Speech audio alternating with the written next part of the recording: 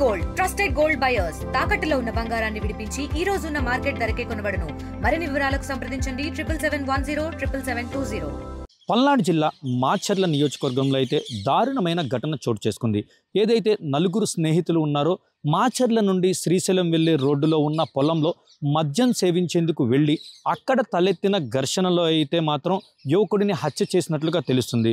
ముఖ్యంగా ఏదైతే ఉందో హత్యకు గురైన చంద్రశేఖర్ ఇంటికి రాకపోవడంతో అయితే కుటుంబ సభ్యులు కూడా ఆందోళన చెందుతున్న పరిస్థితి అయితే ఉంది.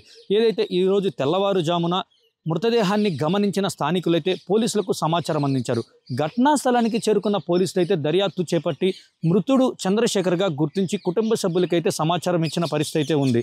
ఏదైతే నలుగురు స్నేహితులు ఉన్నారో అక్కడ మద్యం మత్తులో జరిగిన ఘర్షణ వల్ల హత్య చేయడం పడిందా లేదా ముందుగానే హత్య చేసేందుకే పన్నాగం పన్ని చంద్రశేఖర్ను అక్కడికి తీసుకువెళ్ళి మద్యం తాపించి హత్య చేశారా అనేది అయితే పోలీసులు దర్యాప్తు చేస్తున్నారు. ఏదైనా ఈ ఘటనలో అయితే మాత్రం ఒక బండరాయితో దారుణంగా చంద్రశేఖర్ అలియాస్ బాబు అనే 21 సంవత్సరాల యువకుడిని అయితే తల మీద బాది దారుణంగా అయితే హత్య చేసిన పరిస్థితి అయితే కనిపిస్తూ ఉంది. ముఖ్యంగా ఏదైతే ఉందో పోలీసులు దర్యాప్తులో మాత్రం నలుగురు కలిసి అక్కడికి వెళ్ళి మద్యం సేవించిన తర్వాతే హత్య జరిగిందని అయితే పోలీసులు భావిస్తున్నారు. ఈ ఘటనలో ఇప్పటికే 3 నిందితులను అయితే పోలీసులు అదుపులోకి తీసుకున్నట్లుగా కూడా తెలుస్తుంది. కానీ పోలీసులు అయితే ఇప్పటి వరకు దాని గురించి ఎలాంటి సమాచారం అయితే బయటికి ఇవ్వట్లేదు. ముఖ్యంగా ఏదైతే ఉందో దర్యాప్తులో భాగంగానే చంద్రశేఖర్ మృతదేహాన్ని పోస్టుమార్టం నిమిత్తం తరలించే క్రమంలో అయితే బంధువులు అయితే అడ్డుకునే పరిస్థితి అయితే ఉంది. పోలీసులు మృతదేహాన్ని తరలించే క్రమంలో తమ బిడ్డను ఎవరు చంపారు, ఎందుకు చంపారు తమకు చెప్పాలి అంటూ, తమ బిడ్డను చంపిన వారిని కఠినంగా శిక్షించాలి అంటూ అయితే పోలీసుల్ని మృతదేహాన్ని తరలించకుండా అయితే బంధువులు అడ్డుకునే పరిస్థితి అయితే కనిపిస్తుంది.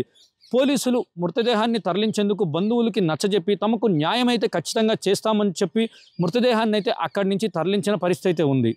Over to studio.